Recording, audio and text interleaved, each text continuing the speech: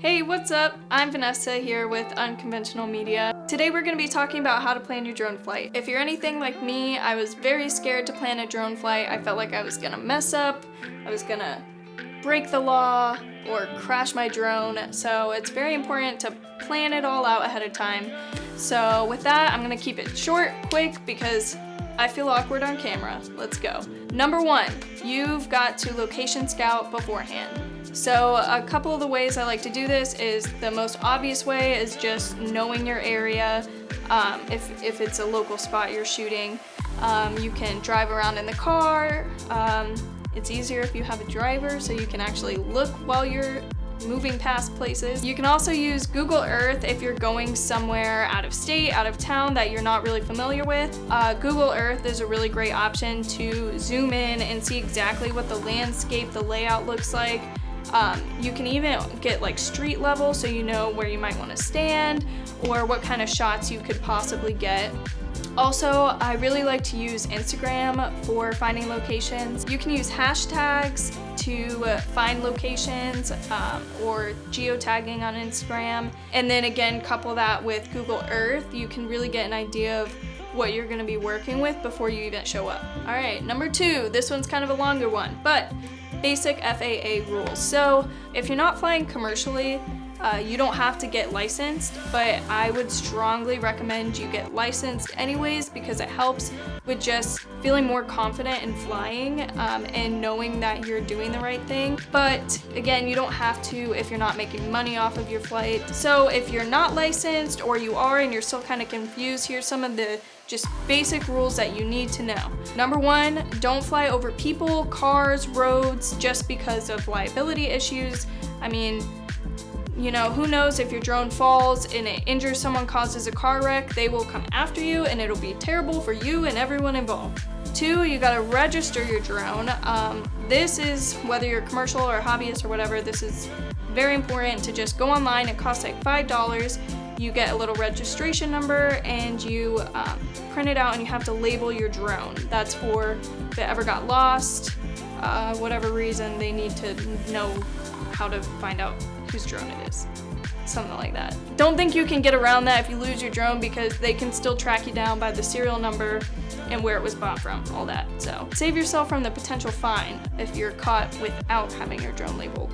Another easy one to remember is don't fly over 400 feet.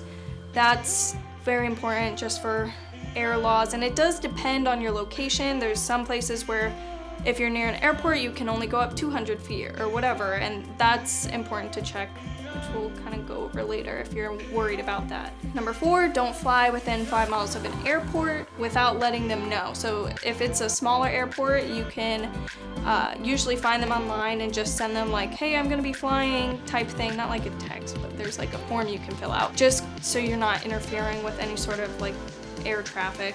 And it's usually a quick and simple process. If it's a major airport, it's a little bit more lengthy. Just stay away from those. And then number five is also very simple. Just keep it in sight.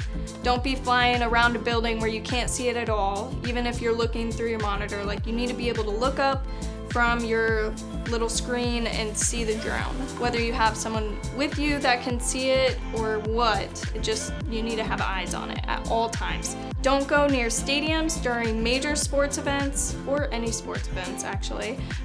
So just make sure you know when those events are happening if you're gonna be near a stadium.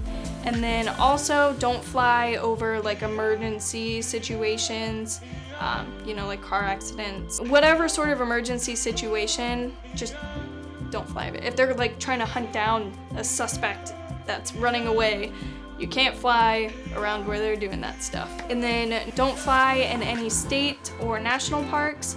I believe there are some waivers like you can fill out if you really, really need to fly there, but for the most part, just don't take off or land in them. Technically, you can fly over them if you're standing outside of the park, but it's kind of risky. I wouldn't recommend that. Also, be careful flying low altitude around water.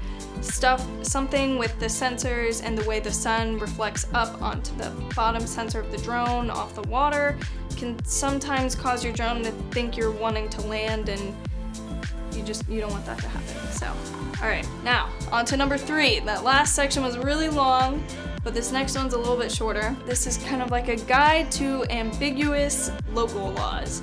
If you're from Florida, it can be kind of confusing. It seems very simple. There's only like 4 laws, I believe, but also you can mess up pretty easily. Usually you can just type in like your state drone laws in Google, and if you go to the uavcoach.com link, they have the most simplified version you'll probably be able to find. They'll have the basic laws, and then they can kind of vary from county to county. So you have to check the state first, like work from big to small. Make sure you do all of that beforehand. So if someone happens to question you, you can be like, hey, no, like I looked it up, it's right here. Because it's very common for someone to come up to you and ask what you're doing. So for example, in the Tampa area, Pinellas County, you're not allowed to fly drones in any county-owned parks. So if the park is owned by the county, you just can't fly in it. But Hillsborough County, it doesn't matter. Like you can fly in any of their parks. There's no direct laws against it. Then again, you might want to just double check the park's website beforehand and see if they say anything about a drone. If they don't, I don't know, they got nothing to argue back with you about. Number 4, the most essential app you need is AIRMAP, and that is like what I mentioned before. If you want to find out like airports, where you're at, AIRMAP has the best interface and way to see where you can fly or not. You can drop a pin and it'll tell you like there's this going on, you're this close to a school, you're this close to an airport, you can only go up 200 feet, so it answers almost all your questions. It can even grant you automatic authorization in some cases, so that's really helpful and saves you a lot of time. So this is only if you have a DJI drone. For example, I found myself in a situation before where I show up to a place I wanted to fly, I checked on the AIRMAP, and I was like good to go. I requested authorization from the airport, but then when I got there, the DJI app was telling me like it would not let me take off, you're in an unauthorized flight zone, whatever, yada yada yada. And for some reason, DJI, it varies model to model too, but they have their own sort of restricted flight areas where you have to go to their website from a computer. It can't be from your phone, which is very frustrating because if you show up there before checking that, it can be very unfortunate because you can't fly. You need to put in the date that you're flying and your remote control serial number. So that's different than like the number on your drone. You find it by going into the settings while you're connected to your drone, and then it'll show like remote serial number or something along those lines. You'll see it on the screen. And then, so then on the computer, you click the location where you're planning to fly, and then hit like request unlock or whatever, and then on your app you can open it up there and it'll show that you've like requested that, and you just kind of have to press it and then you're pretty much good to go, I think. But yeah, so those are like my best tips for it, mainly just being confident, knowing the laws in the local area, and being able to defend your case if like law enforcement or park rangers or anyone tries to come up and tell you that you're not allowed to fly there.